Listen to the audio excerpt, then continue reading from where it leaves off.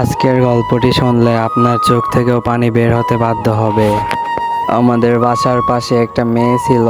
মেয়েটির নাম ছিল সাদিয়া, আর আমার নাম রিপন।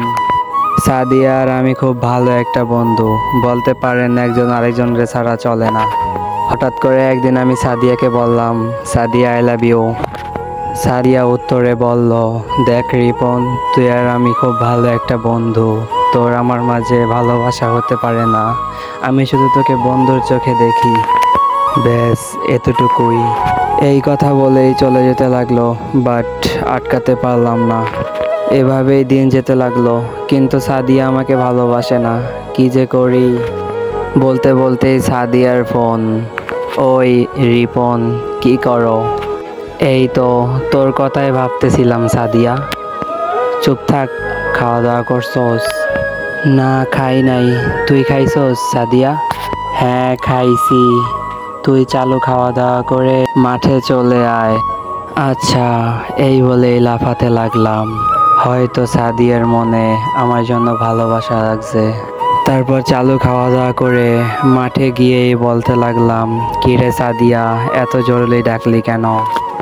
সাদিয়া বলল, সামনে এক্সাম, ভালো লাগতাছে না রে। আমি বললাম, চিন্তা করিস না, ফেল করলে তো আমি তোকে বিয়ে করব। বিয়ে করে 2টা ফুটবল টিম বানাবো, একটা তোর একটা আমার। বলে হা হা করে হাসি দিলাম। হাসি দেওয়ার পরে যা ঘটলো তা আমি আমার চোখও বিশ্বাস করতে পারলো না। এমন ভাবেও আমার গালে একটা চড় মারে, মনে হচ্ছিল গাল দিয়ে ধোয়া বেরোচ্ছে। চড়টা মেরেই সাদিয়া বলে উঠল, তোর সাথে বন্ধুত্ব করাটাই আমার ভুল ছিল। আজ থেকে আমাদের বন্ধুত্ব এখানেই শেষ। এই বলে সাদিয়া চলে গেল, আর আমার চোখ দিয়ে বৃষ্টির মতো পানি ঝরতেছিল। কিছুই বুঝতে পারলাম না, অনেক খারাপ লাগতেছিল। শেষমেশ বন্ধুত্বটাও শেষ। কেমন জানি স্বপ্ন স্বপ্ন লাগছে, কিছুই করার ছিল না।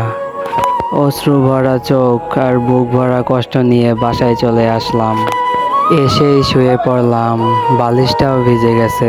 পুরনো স্মৃতিগুলো মনে পড়তেছে। প্রতিদিন ওকে ফোন দিয়ে ঘুম পাড়ানো, ঘুম থেকে জাগানো, দিনে 100টা ফোন আর মেসেজ তো আছেই।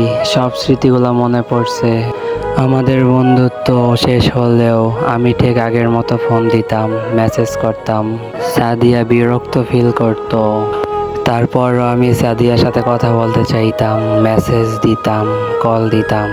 একদিন হঠাৎ করে সাদিয়ার সাথে দেখা হলো এক পার্কে। দেখলাম সাদিয়া একটা ছেলের সাথে হেসে হেসে কথা বলতেছিল। এইগুলা দেখে আমার কলিজাটা ছিঁড়ে যাচ্ছিল। তাই বাসায় এসে পড়লাম। বাসায় এসে বুকটা অনেক ব্যথা করতেছিল। তাই ভাবলাম সাদিয়াকে একটা কল দেই। সাদিয়াকে কল দিলাম। সাদিয়া ফোনটা রিসিভ করলো। আমি বললাম, সাদিয়া, বুকে অনেক ব্যথা করতেছে। সাদিয়া বলল, ব্যথা করা ভালো, ফোন রাখ, আমাকে ডিস্টার্ব করবি না, সামনে আমার এক্সাম। আমার অনেক ব্যথা করতেছিল, তাই ফোনটা কেটে দিল সাদিয়া। আর আমি আস্তে আস্তে অনেক অসুস্থ হয়ে পড়লাম। তারপরে রিপন নামের ছেলেটা মারা যায়। তো গাইস, সবার কেমন লাগছে ভিডিওটা অবশ্যই কমেন্ট করে জানাবেন। আর আমাদের ছোট্টখাটো একটা চ্যানেলে সাবস্ক্রাইব করে দিবেন। গাইস, একটা ভিডিও বানাইতে অনেক কষ্ট হয়। একটা ভিডিওর পিছনে নর্মালি 4 থেকে 5 ঘন্টা সময় দিতে হয়। তো গাইস, সবাই ভালোবাসা দিয়েন। আপনাদের মাঝে অনেক সুন্দর সুন্দর গল্প আনার চেষ্টা করব। সবাই সাবস্ক্রাইব করবেন, পাশে থাকবেন। আল্লাহ হাফেজ।